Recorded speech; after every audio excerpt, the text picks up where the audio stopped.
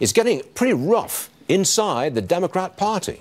Behind closed doors, oh, it's open warfare. At the center of it, Alexandria Ocasio-Cortez. On Tuesday, 26 moderate Democrats, now these are non-socialists, they voted with the Republicans and said yes on a bill that requires ICE to be notified if an illegal immigrant tries to buy a gun. Doesn't that seem reasonable? An illegal wants a weapon, call the immigration people. What's wrong with that? But in AOC's world, that is totally wrong. Her spokesman said ICE forcibly injects kids with psychotropic drugs. Where's that come from? And any Democrat who voted with Republicans on this would be putting themselves on a list. Presumably, that's a list of Democrats who would face primary challenges from the socialists. The left insists immigration enforcement be abolished. The moderates are up in arms. How are they going to get re-elected? As even the Washington Post admits, this is a fractured caucus. It's split, and AOC is the main cause. Her influence is a problem for Democrats outside Congress as well. Much to the dismay of Governor Andrew Cuomo, Amazon walked away from New York City. 25,000 high-paying jobs lost. And again, AOC was the main cause.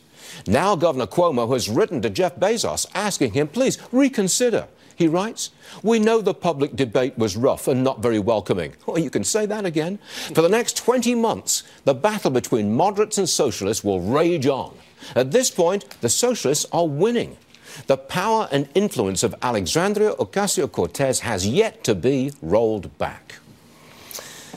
No animation? No, let's bring it to Let's get straight I'll to be your animation. Yeah, you be my animation. Straight to Tammy Bruce, Independent Women's Voice President and Fox News contributor. I think this is a serious split, and I think it will affect them for 2020. I agree, and I think this split and the problem began when she was elected. The Democratic Party was not prepared for that, were they? She unseated an incumbent. So let's remember this trajectory of what this means. They weren't ready for that. They didn't expect it, and they are still not ready for it. It's the problem of the entrenchment of the establishment. Anything new that's moving out, good or bad, they just can't see.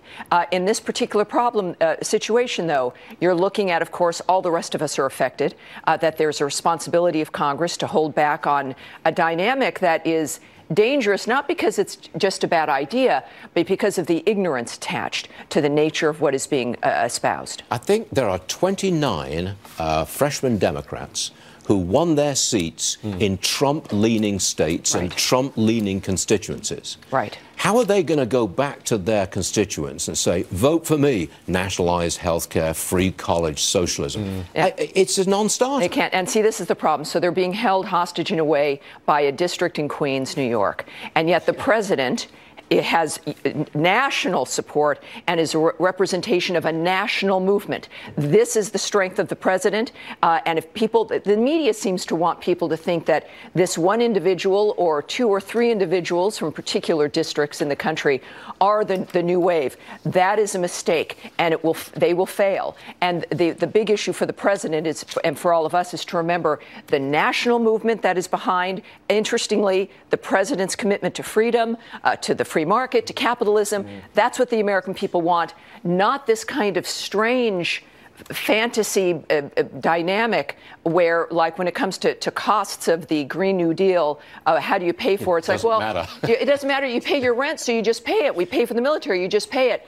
It's a very childish way to approach the American economy. We are on a roll. Let's stay on a roll. Listen to what Larry Kudlow had to say about socialism. Roll that tape. Our socialist friends want to tax and regulate more of everything. We cannot permit that. Stop prosperity killers, stop job killers, stop incentive killers. I think the battle lines are drawn for 2020, capitalism versus socialism. Yes. Now, I understand what Mr. Kudlow is saying, and that this audience would understand this issue of regulation. For young people in a generation that is looking for something new, arguing about cost and regulation, about when it comes to the scourge of socialism, which destroys lives and destroys communities and countries, the argument has to be less about cost and more about what socialism does to the family and to people and to the future. future. This is the education that has to happen. If you don't, you're going to have more nonsense about just ignore the cost.